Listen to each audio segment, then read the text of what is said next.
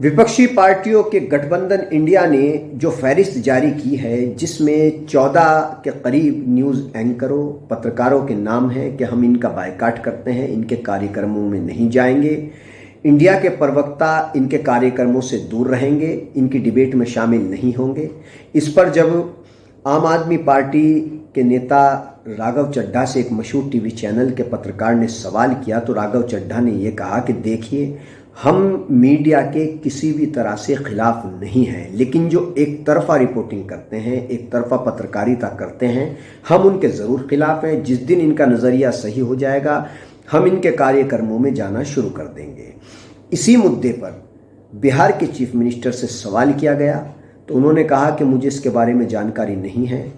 अगर ऐसा है तो इसे सही नहीं कहा जा सकता। पत्रकारों पर किसी भी तरीके से बायकॉट वगैरह नहीं किया जाना चाहिए। पत्रकार जब तक आज़ादाना तौर पर पूरी तरह स्वतंत्र होकर काम नहीं करेंगे, तब तक पत्रकारिता नहीं की जा सकती, ऐसा बिहार के चीफ मिनिस्टर ने कहा। आम आदमी पार्टी और बिहार के चीफ मिनिस्टर नीतीश कुमार भी विपक्षी गठबंधन इंडिया का ही हिस्सा हैं, लेकिन दोनों की राय अलग अलग है। अब अगर इस मामले पर ईमानदारी से बात करें, बिल्कुल ईमानदारी से, तो ये कहना मैं ज़रूरी समझता हूँ कि आजकल जो टीवी चैनल हैं, काफ़ी टीवी चैनल ऐसे हैं कि उनमें कुछ ऐसे पत्रकार हैं जो टीवी चैनलों के स्टूडियो में बैठ कर के एक तरफा पत्रकारिता करते हैं। देखिए, अगर विपक्षी पार्टियों का ही गुणगान किया जाए तो ये भी गलत है, और सिर्फ सत्ता में बैठे लोगों का ही गुणगान किया जाए, उनसे सवाल ना किए जाएं, तो इसे भी पत्रकारिता का उसूल आप नहीं कह सकते हैं। पत्रकारिता बहुत ऊंची चीज़ है। ये हमेशा से निष्पक्षता के लिए जानी जाती रही है, और आज भी लोग उन्हीं पत्रकारों का सम्मान करते हैं जो कि निष्पक्ष तरीके से पत्रकारिता करते हैं। ये अलग बात है कि निष्पक्ष तरीके से पत्रकारिता करने में कई बार कठिनाइयों का सामना भी करना पड़ता है। तो इसलिए जो गठबंधन है विपक्षी पार्टियों का इंडिया, इसने जो फहरिस्त जारी की है 14, जिसमें नाम हैं न्यूज़ एंकरों के, पत्रकारों के, और बाकायदा नाम लिख कर के कहा है कि हम इनके कार्यक्रमों में नहीं जाएंगे, इनकी डिबेट में शामिल नहीं होंगे, तो बेहतर होता कि इस पर एक बार मंथन किया जाता। वहीं दूसरी ओर जिन पत्रकारों के इसमें नाम शामिल हैं, जाहिर सी बात है कि विपक्षी पार्टियों का जो गठबंधन है इंडिया, इसने बहुत सोच समझ कर ही ये फैसला लिया होगा।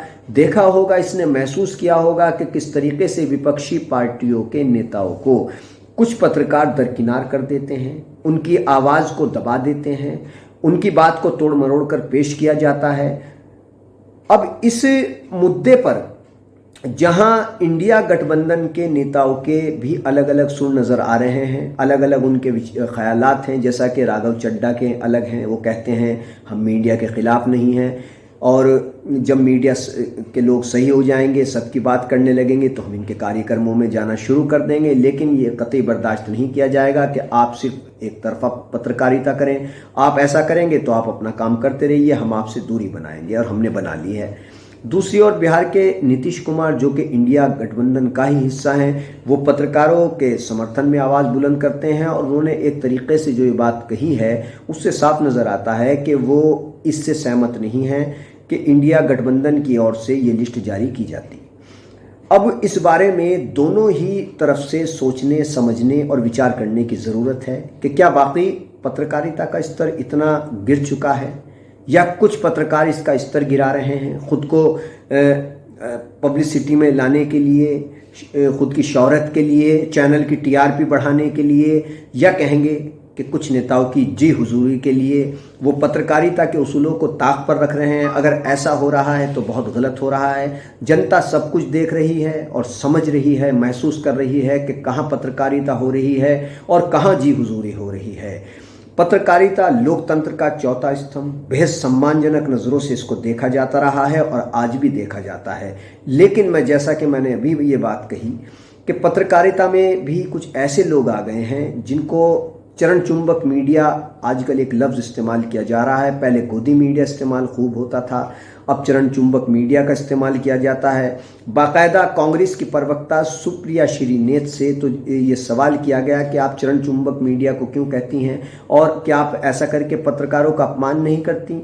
तो सुप्रिया श्रीनेत ने इसके बारे में ये कहा कि देखिए, जो हकीकत में पत्रकार हैं हम उनका दिल से सम्मान करते हैं, लेकिन अगर आप एक तरफा रिपोर्टिंग करेंगे, हमारी बात को दबाएंगे, हमारी बात को तोड़ मरोड़ करके पेश करेंगे, हमें नज़रअंदाज किया जाएगा, तो फिर आप कैसे उम्मीद रख सकते हैं कि हम आपके कार्यक्रमों में जाएं? कैसे उम्मीद रख सकते हैं कि हम आपकी पत्रकारिता पर सवाल ना उठाएं? इस तरीके की बात सुप्रिया श्रीनेत ने कही है। और सोशल मीडिया पर भी बहुत लोग ऐसे हैं जो ये सवाल उठा रहे हैं कि इंडिया गठबंधन ने जो लिस्ट जारी की है वो सही है, और ये भी ऐसे भी बहुत लोग हैं जो ये कह रहे हैं कि ऐसा नहीं किया जाना चाहिए था। लेकिन ऐसा जब कई बार हो चुका तो फिर इंडिया गठबंधन को लिस्ट भी जारी करनी पड़ी। ये भी अपने आप में एक सत्य है, एक सच्चाई है, वरना कौन पत्रकारों से और मीडिया से दूरी बना करके रख सकता है। ये शायद पहली बार ऐसा हो रहा होगा कि इतनी बड़ी संख्या में टीवी चैनलों के, मशहूर टीवी चैनलों के एंकरों और पत्रकारों का एक तरीके से विपक्ष बायकाट कर रहा है। इसके बारे में बहुत ही गंभीरता से, बहुत ही गौर व फिक्र के साथ, गहनता के साथ सोचने, समझने और कदम उठाने की ज़रूरत है। ख़ासतौर से मीडिया में से ही आवाज़ बुलंद होनी चाहिए कि निष्पक्षता क्या मीडिया में कितनी रह गई है, और क्या सभी टीवी चैनल निष्पक्षता के साथ पत्रकारिता कर रहे हैं।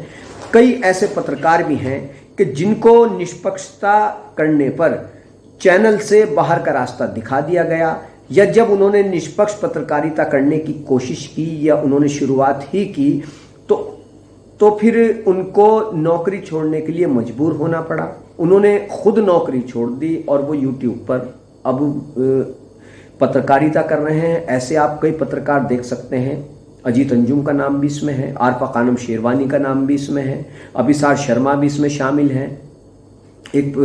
एक और हैं पत्रकार जो काफ़ी मशहूर हैं, उनका नाम भी इसमें शामिल है, जो यूट्यूब पर हैं, आजकल किसी बड़े टीवी चैनल में नहीं है। वरना ये वो पत्रकार हैं जिनके मैंने नाम लिए। विरोध भी इनका बहुत होता है, लोग सवाल भी उठाते हैं इनकी पत्रकारिता पर कि आप तो सिर्फ विपक्षी पार्टियों का ही महिमा मंडन करते हैं। ये सच है कि कुछ पत्रकार जो यूट्यूब पर हैं वो विपक्षी पार्टियों का बहुत ज़्यादा महिमा मंडन करते हैं और सरकार के हर काम में नुक्स निकालते हैं। इसे भी पत्रकारिता के दायरे में अच्छी बात नहीं माना जा सकता कि आप सरकार का पक्ष जाने बगैर कुछ भी कह दें, कुछ भी लिख दें, कुछ भी वीडियो बना लें, तो इसी और विपक्षी पार्टियों के नेताओं को आप ज़्यादा अहमियत दें। तो दोनों तरफ से इस बारे में सोचने समझने की ज़रूरत है। जैसा कि मैं कई बार ये बात दोहरा रहा हूँ कि दोनों तरफ से शुरुआत करनी होगी, चाहे वो पॉलिटिशियंस हों और चाहे पत्रकार हों। दोनों को सोचना होगा कि आखिर ऐसी नौबत क्यों आई कि विपक्षी पार्टियां, जो कि 26 या 28 पार्टियां हैं जिनका ये गठबंधन बना है, इंडिया जिसको नाम दिया गया है, उसकी ओर से एक लिस्ट जारी होती है बाकायदा नाम लिख करके कि हम इन पत्रकारों के कार्यक्रम में नहीं जाएंगे। सीधे तौर पर कहें तो इनका एक तरीके से बायकाट करने का ये ऐलान करते हैं, नाम लेकर के बायकाट किया जा रहा है। ये शायद पहली बार हुआ है।